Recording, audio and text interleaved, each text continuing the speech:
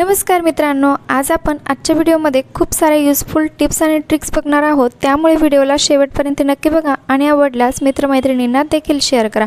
आजच्या व्हिडिओमध्ये आपण खूप पैशाची बचत कशी होणार हे आज आपण या ठिकाणी बघणार आहोत। तो चला सुरुवात करूया व्हिडिओला।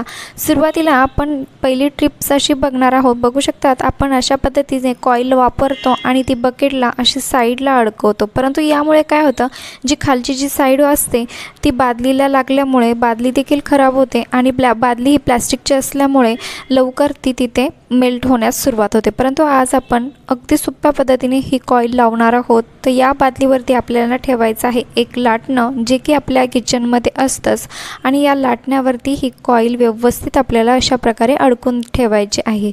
तुम्ही याऐवजी काठीचा देखील वापर करू शकतात आणि बघू शकतात किती इझी ही कॉईल यावर अडकून राहिलेली आहे। नक्कीच तुम्ही याचा उपयोग करू शकतात, यापासून काहीही धोका होणार नाही।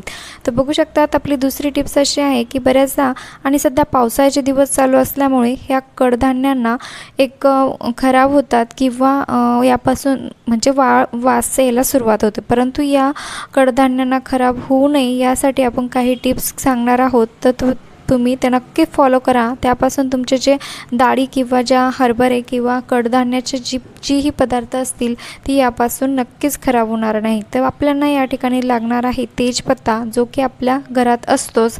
आता हा तेजपत्ता आपल्याला असंच ठेवायचं नाही आहे। या तेजपत्त्याचे आपल्याला छोटे छोटे तुकडे करून घ्यायचे आहे, ज्या प्रकारे मी केलेली आहे बघू शकतात। आणि तुम्ही कुठलीही कडधान्य जर तुमच्याकडे असेल, तुम्हाला वाटते की ते पावसामुळे सादळू नये किंवा खराब होऊ नये, तर नक्कीच तुम्ही अशा पद्धतीने याला तेजपत्त्यामध्ये ती कडधान्य ठेवू शकतात। आपल्याला एक तेजपत्ता पुरेसा राहील आणि या तेजपत्त्याचा वास इतका स्ट्रॉंग असतो की ज्यामुळे याला कीडही लागत नाहीत आणि ओलावा देखील त्यापासून नष्ट होतो। त्यानंतरची आपली जी दुसरी टिप्स आहे ती म्हणजे इस्त्रीसाठी। आता बऱ्याच लोक इस्त्री झालं की ही जी वायर असते ती अशा प्रकारे याला गुंडाळून ठेवतात, परंतु काय होतं की ती जागा कमी असल्यामुळे ही वायर व्यवस्थित गुंडाळल्या जात नाहीत आणि त्यामुळे ती अडकल्या जात नाहीत आणि ती सारखं निघत असते। परंतु या वायरला फिक्स कसं ठेवायचं ते आज आपण या व्हिडिओमध्ये बघणार आहोत। बघू शकतात अशा पद्धतीने आपल्याला ही जी वायर आहे ती त्याची वरची जी धरण्याची जी दांडी आहे त्यालाच व्यवस्थित अशी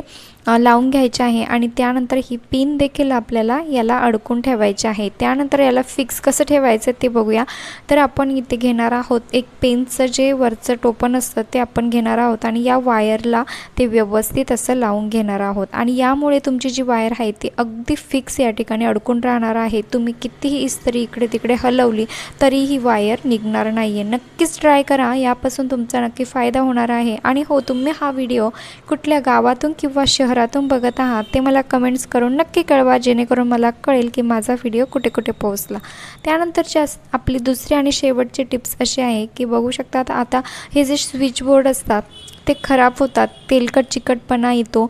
बऱ्याचदा किचनमधले स्विच बोर्ड लवकर खराब होतात, परंतु हे स्वच्छ कसे करायचे ते आज आपण बघणार आहोत। अगदी सोप्या पद्धतीने आपण याला स्वच्छ करणार आहोत। आपल्याला या ठिकाणी लागणार आहे हे खोबरे तेल आणि एक कापूस। या कापसावरती मी थोडंसं खोबरे तेल या ठिकाणी लावून घेतलेलं आहे आणि त्याच्याच मदतीने आपल्याला हे स्विच बोर्ड साफ करून घ्यायचे आहे। यामुळे आपल्या हाताला करंट देखील लागणार नाही आणि आपलं बोर्ड देखील व्यवस्थित स्वच्छ या ठिकाणी होणार आहे। बघू शकता अशा पद्धतीने तुम्हाला कापसावरती थोडंसं खोबरे तेल टाकून घ्यायचं आहे आणि ही जी स्विच बोर्ड आहे ती व्यवस्थित साफ करून घ्यायची आहे।